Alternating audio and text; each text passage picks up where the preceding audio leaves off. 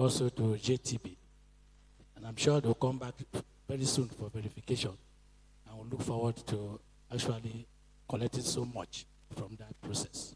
It's one of the payoff from one of the reforms. And we also looking deeply into the informal sector. Like I said, between now and first quarter of next year, we intend to go fully digitalized and automate all our processes from enumeration down to profiling, assessment, and of course, collection. And to that regards, we've received several proposals from consultants, so many of them. So we've called some for demonstration. We are looking at their papers to ensure that at the end of the day, without sentiments, we come out with the best that will drive the process.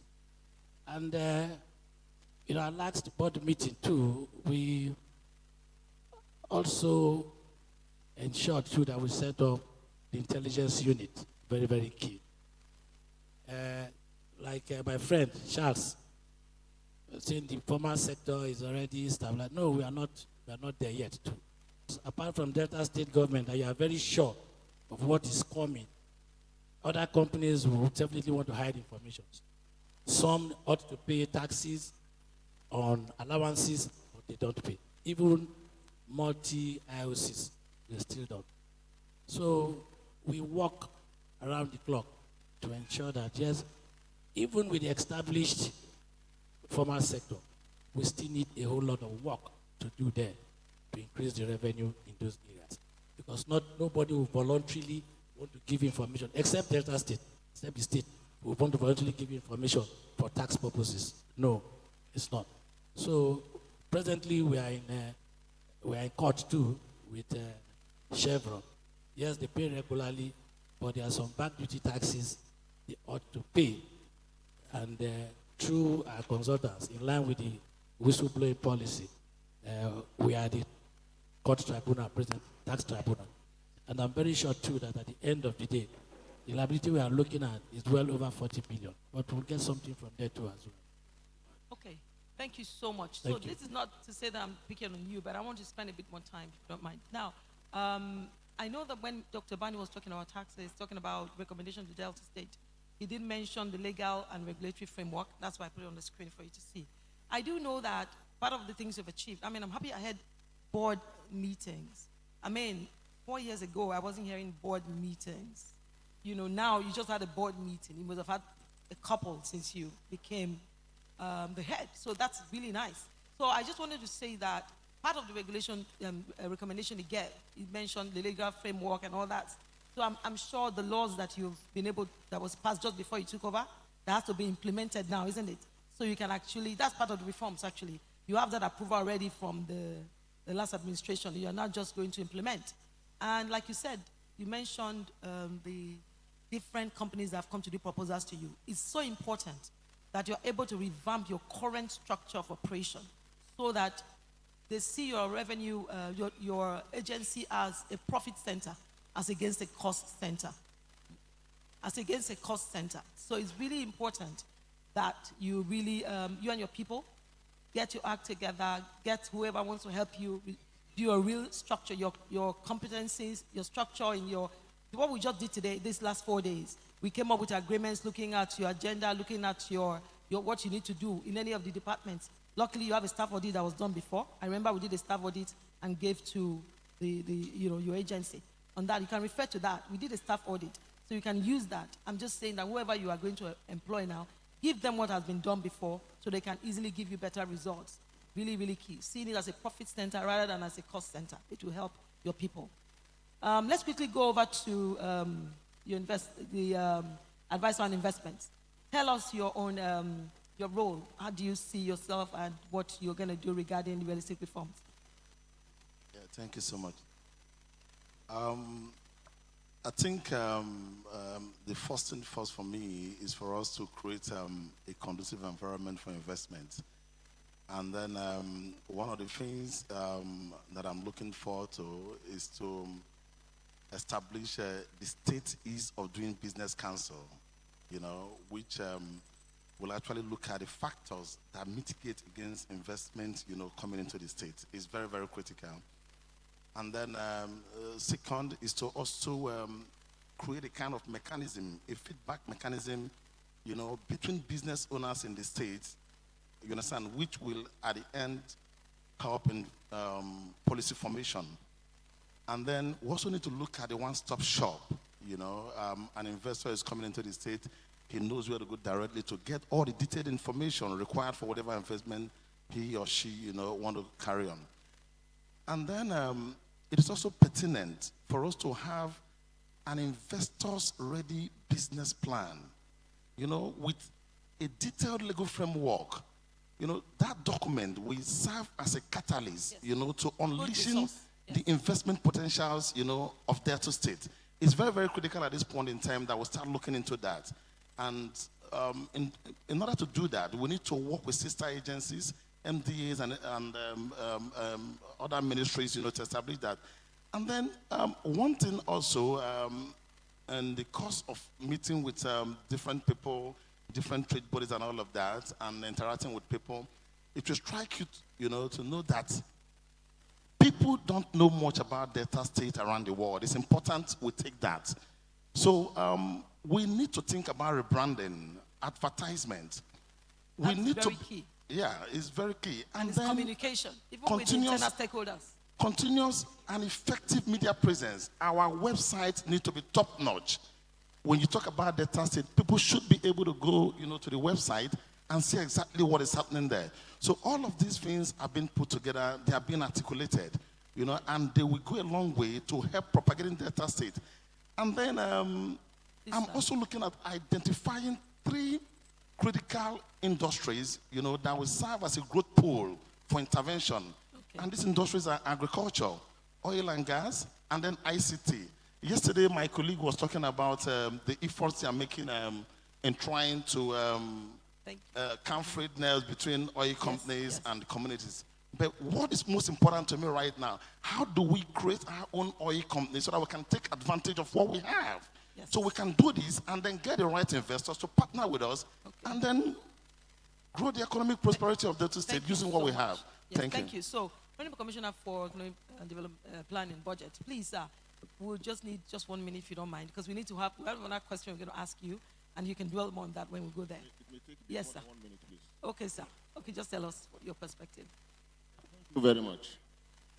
First of all, the Ministry of Economic Planning is a service ministry. By that I mean we work and support all the other MDAs to deliver on their mandate. So if we are talking of reforms to help enablers, those enablers definitely will be, MDA specific. We got here about 2 months ago, and in fairness, my assessment so far is that I think we have all the right laws and structure, as it were, to do, any kind of business. However, that does not say, there's no room for improvement. As economic planning, what we are looking at is, trying as much as possible, to channel, provide strategic direction for all the MDs towards realizing the vision and the mission of the government. And in so doing, we're using the budget and the budgetary process, to manage this, as well as trying to ensure that every kobo spent by government, government gets, commensurate value. That is very important. And that is so far lacking, and that is one area we need to look at. From the broad perspective of the Ministry of Economic Planning, what is key or uppermost in our minds here are, okay, we want to diversify our economy, take it away from full reliance on oil and gas to some kind of manufacturing. Right now, even the economic space is squeezed, heavily in favor of entertainment. You have hotels, eateries, and lounges as our main businesses now in Sabah. While the hardcore industries are, far and in between. That has to change. So what do we do in that respect? I've taken a cursory look at what we need to do. First of all, for you to be able to do anything, I think you need energy, power. power. And thankfully, just about 2 months ago, I mean, the present administration at the federal level, I mean, accented into law the new energy bill. So what I did, sir, I mean, considering the energy assets we have in Delta State, I approached His Excellency and said, look, sir, I mean, this is a new law that we need to take advantage of. Yes, I know we have an existing law, but I mean, it's like that existing law is limited in scope and depth. And as such, we need to begin to, I mean, look at something in comparison with Lagos, Enugu, Ondo states that have domesticated their laws. And he graciously approved and set up a panel, which fortunately, I mean, I happen to be the chairman. We have had 2 meetings so far, and we have come to the realization that before even any new law can be in place, we need an energy policy. That we didn't know until, I mean, we got that, we got into talking. So right now what we are doing, I mean, the Ministry of Energy, under the leadership of the Commissioner, is now working on a new energy policy, which will be delivered in a fortnight. I mean, about 4 weeks. I mean, as a prelude to the, the enactment of the new law. You get it? So if that is in place, and what we are promising here is that we are promising Deltans an energy law that will be the most commercially friendly anywhere in the world. I mean, as far as the country is concerned, Lagos State has taken the lead. We are looking at Lagos State now and trying as much as possible to improve on Lagos State, because Lagos has advantages that we don't have, and for us to be able to attract investment, we must be able to, promise and do and deliver better. So we are working on that, and by the grace of Almighty God, that law is still going to happen. Secondly, we've concentrated so much on oil and gas. Meanwhile, we have what we call carbon credit. Carbon credit is hanging there. We have a huge reserve of mangrove here, estimated to be about 200 square kilometers. That is a huge source of alternative revenue, which we are looking at, and by the grace of God, something is going to begin to happen in that space. And thankfully, the SSG has keyed into it and are working together. So those are just a few of the snippets. Thank you. Advisor, policy advisor, can you quickly just tell us your perspective? Time, please, within a minute, if possible. I have 1 or 2 more questions. I just want to take snippets, 30 seconds. After this, you can do a minute. Well, our own concern is to ensure policy consistency and policy alignment. Harmonious working relationship between commissioner and special advisor, for example, to limit areas of conflict. The policies that have been so developed are properly aligned and are properly implemented. So we'll do policy tracking to see what other are relevant to that. But we also know that at the heart of delivering more agenda is service delivery. Effective, dependable, transparent service delivery. And because of that, we were going to activate the Servicom unit, Servicom office. Servicom, what is ease of doing business, industrialization, what is electricity. If we are not delivering the services, we're not going to achieve results. Thank you. Yeah. Thank you so much. Okay, now that you mentioned the more agenda, we just dive into the next set of questions. 30 seconds each, if you don't mind. I would like you to tell us the priorities from your different sectors. Okay, I will leave the head of service out of it for now. He will speak later. But Commissioner of Agric, followed by the Board of Internal Revenue and the advisor on investments, and as well as the Honorary Commissioner for Budget. I would like you to just tell us in 30 seconds, okay, the priorities for your different sectors to deliver on the more agenda, your priorities. Yeah, because we have the seconds, potentials. sir, please. Yes, because we have the potentials. All we need to do is to work in alignment with the times and the season, which has to do with provision of input, procurement and provision of input to encourage smallholder farmers, ag-growers, and then probably to also encourage the off-takers in the subsector.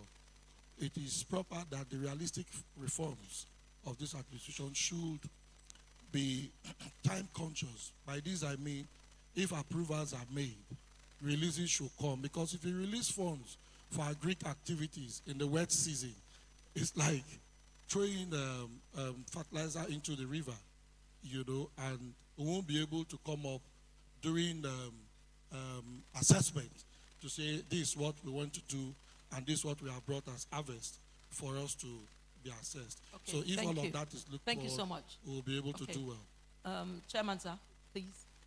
Yes, our priority is to ensure that we work in line with the law establishing the board, which is the Delta State Internal Revenue Service Board 2020.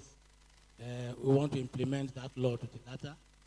That gives us the sole right as a service to collect revenue on behalf of the state.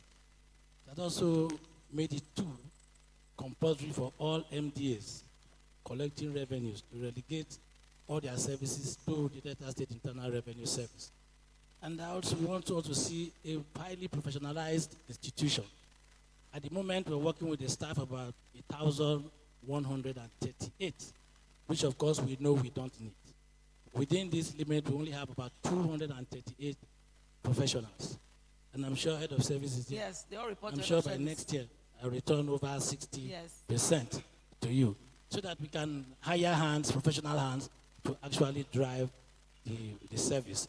So at the end of the day, in all of these reforms and agenda we are talking about, whether meaningful development, realistic reforms, enhanced peace of security, it all requires funding. And of course, the only two constant sources of funding is either FAC or the IGRO. And like Mark said, that we only contribute about 20% to the expenditure of the state, which is not good enough. So we're looking at a service that will contribute at least 40% to the Okay, so what I hear revenue. you say is re-engineering, right? Yes. You're looking at, you said you have 200 and something people as professionals, out of 1,000, over 1,000. Yes. So you want to re-engineer your process, you want to set up a good performance management framework, isn't it? With the people you want to hire as your consultant, isn't it? Okay, so I also think another key priority you should add is, from what Dr. Mark said, he said, all areas must be revved up. You know what I mean? So if you do an assessment of your collection today, I will know that a lot of it will come from the MDAs, a lot of it will come from projects, like he said. We just had Julius Berger. I'm sure by the time you look at the taxes from the jobs they are going to do, it will be huge. So revving up every area, you look at informal, if you're looking at, talked about high net worth people, they talked about, every area and know what is revenue and what is not revenue. Just like when the question I asked Dr. Abani, I think if you can perform across board on all the indices, identifying all the best, not just focusing on just informal. Do you understand? That is very key. That would help you, sir. Like you just mentioned the high network now. Yes, just recently we had a memorandum of understanding with the NFIU, which is the National Financial Intelligence Unit, mainly on companies and the high net worth individual. And of course, right now I can sit in the comfort of my office, send your information to their portal, and I'll get all your bank accounts and, so you know and those bank details. Perfect. And from there, of course, I can That's assess innovative. and tax you.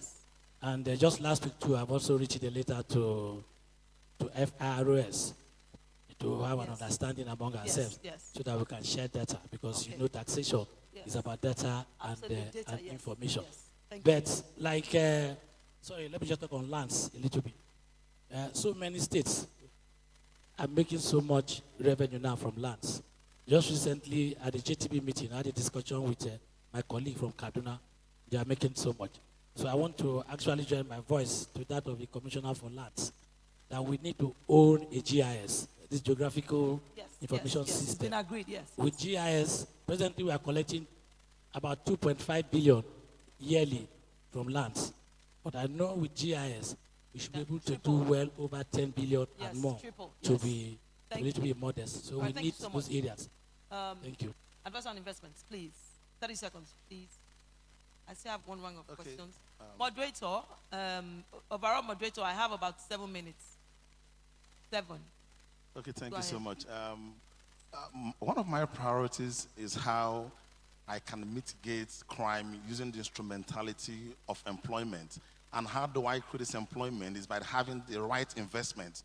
So how do I have the right investment? Is by building the right relationship so that I can attract that needed investment, that will add as a catalyst towards unleashing that prosperity that we seek in Delta State in line with the MOA agenda.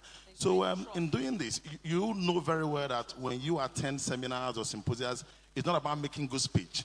For you to convince people, oh, come and invest in Delta State, you need to first of all establish that relationship. They need to trust you. It's important. It's very, very important. So we need to build that relationship. We need to, change the mindset of people. For instance, I had a meeting most recently. I don't want to talk about with who. And then they were looking at the security perspective of Delta State. And I told them point blank, Your Excellency, you were in Warri some weeks back, because I know the Olu of Warri hosted him. Were you kidnapped while you were in Warri? Did you see anything unusual? He said, no. I said, most times, what you see on the social media is not the truth. But when you come down, you say, so it is the duty, it is the duty of every Deltan, to propagate the image of Delta. Yes. And that is why the rebranding is very, very important to me. And that actually gave the need to think investment, think Delta State. Okay. And then we're working on that seriously. Yes. Thank you. So driving the narrative, controlling the narrative rather, you would be intentional about doing that. Mr. Commissioner, sir, your priority? Thank you very much. Mine will be, first of all, getting anchor tenants into our industrial parks. That one, how we'll do it, I don't know, but we'll definitely be getting tenants into those industrial parks as necessary. Two, we should be looking very closely to what my colleague just said here. We should be looking to changing those negative tribal advisory we normally get as Delta State, especially from those Western embassies. Okay. I don't know how Edo State did it. Edo State is our neighbor here. And each time American or UK embassy comes out with those tribal advisory, Edo will be green and Delta will be red, which is something I find a little disturbing because at those tables where decisions are taken, those information and factors come into play. So we really need to try and change those ones. Thank you. Final, quickly. Okay, policy, advisor, please. We'll always ensure that there is proper policy coordination, and we'll drive towards creating a delivery desk where we'll be tracking developments, tracking programs, and policies. And we will adopt several ministry shoppers, where we will coordinate and collaborate with other agencies to monitor, strengthen evaluation and monitoring of the policies and programs. No matter how much we have done, we want to plan to do, unless they are coordinated, unless they are aligned, unless services are rendered, we will not get where we want to get to. We're going to work with everybody. Everybody, all the MDAs, we work with them to ensure that there is service delivery in the state. Thank you so much. Okay, so finally, this is the last segment. We're just going to hear from the head of service, and then we will take 3 interventions, one from Honorary Commissioner of Finance, the SSG, and one of the executive directors in one of the agencies. So, head of service, tell us, rounding up this panel discussion, I want to hear your final comments and your final thoughts. Thank you. Thank you, Angela, moderator. Let me just quickly say that first of all, implementing the reforms is a cross-cutting process. But I will just highlight them given the time limit that we have. First, on the bullet point is technology and digitalization, which we all agreed on here. The other one is training and capacity building, which this has started. Let's take it in that sphere. The other two is performance management, where we need to establish clear performance metrics and evaluate them. The other two is process optimization. Very clear. We need to review our processes and ensure that we cut red tapeism no matter what. Then there should be a customer-centric approach